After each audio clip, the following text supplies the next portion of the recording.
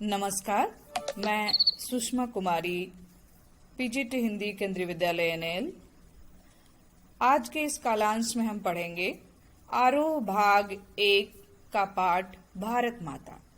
लेखक हैं पंडित जवाहरलाल नेहरू। सबसे पहले लेखक परिचय। पंडित जवाहरलाल नेहरू भारत के प्रथम प्रधानमंत्री तथा महान नेता ही नहीं, उच्च कोटि के लेखक भी थे। इन्होंने अंग्रेजी में लिखा। इनकी रचनाओं का हिंदी सहित अनेक भाषाओं में अनुवाद हुआ। इनकी प्रमुख रचनाएं निम्नलिखित हैं। मेरी कहानी, विश्व इतिहास की झलक, भारत एक खोज, हिंदुस्तान की कहानी, पिता के पत्र, पुत्री के नाम, लेख और दुनिया। भारत माता अध्याय हिंदुस्तान की कहानी का 5वां अध्याय है। इसमें नेहरू जी ने बताया है कि किस तरह देश के कोने कोने में आयोजित जलसों में जाकर वे आम लोगों को बताते थे कि अनेक हिस्सों में बटा होने के बाद भी हिंदुस्तान एक है। इस अपार फैलाव के बीच एकता के आधार क्या हैं और क्यों भारत एक देश है जिसके सभी हिस्सों की नियति एक ही तरीके से बनती बिगड़ती है। उन्होंने भारत माता शब्द पर भी विचार किया तथा यह निष्कर्ष निकाला कि भारत माता की जय का मतलब है यहाँ के लोगों की जय, यहाँ के करोड़ों करोड़ों लोगों की जय।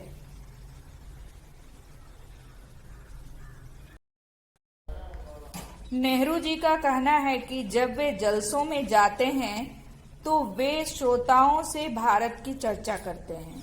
भारत संस्कृत शब्द है और इस जाति के परंपरागत संस्थापक के नाम से निकला है।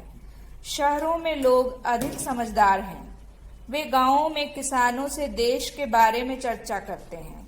वे उन्हें बताते हैं कि देश के हिस्से अलग होते हुए भी एक हैं। वे उन्हें बताते थे कि उत्तर से लेकर दक्षिण तक और पूरब से लेकर पश्चिम तक उनकी समस्याएं एक जैसी हैं और स्वराज्य सभी के लिए फायदेमंद है। नेहरू ने सारे भारत की यात्रा की। इस दौरान उन्होंने यह समझाने का प्रयास किया कि हर जगह किसानों की समस्याएं एक सी हैं। गरीबों, कर्जदारों, पूंजीपतियों के शिकंजे, जमींदार, महाजन, कड़े लगान और सूद, पुलिस के जुल्म, ये सभी बातें विदेशी सरकार की देन हैं तथा सबको इससे छुटकारा पाने के लिए सोचना है। सभी लोगों को देश के बारे में सोचना है। वे लोगों से चीन, स्पेन, अबिसीनिया, मध्य यूरोप, मिस्र और पश्चिमी एशिया में होने वाले परिवर्तनों का जिक्र करते हैं। वे सोवियत यूनियन व अमेरिका की उन्नति के बारे में बताते हैं। किसानों को देश विदेश के बारे में समझाना आसान न था, परंतु उन्होंने जैसा समझ रखा था वैसा मुश्किल भी न था। इसका कारण यह था कि हमारे महाकाव्यों व पुराणों ने इस देश की कल्पना करा दी थी और तीर्थ यात्रा करने वाले लोगों ने या बड़ी लड़ाइयों में भाग लेने वाले सिपाहियों ने, कुछ ने विदेशों में नौकरी करके देश दुनिया की जानकारी दी थी।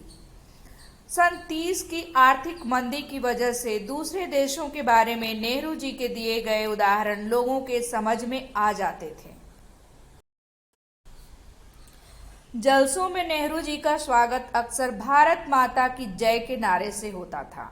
वे लोगों से इस नारे का मतलब पूछते तो वे जवाब न दे पाते। एक हट्टे कट्टे किसान ने भारत माता का अर्थ धरती बताया। उन्होंने पूछा कि कौन सी धरती? उनके गांव, जिले, सूबे या पूरे देश की धरती? इस प्रश्न पर फिर सब चुप हो जाते। नेहरू उन्हें बताते हैं कि भारत वह है जो उन्होंने समझ रखा है। इसमें नदी, पहाड़, जंगल, खेत व करोड़ों भारतीय शामिल हैं। भारत माता की जय का अर्थ है इन सब की जय। जब वे स्वयं को भारत माता का अंश समझते थे तो उनकी आंखों में चमक आ जाती थी।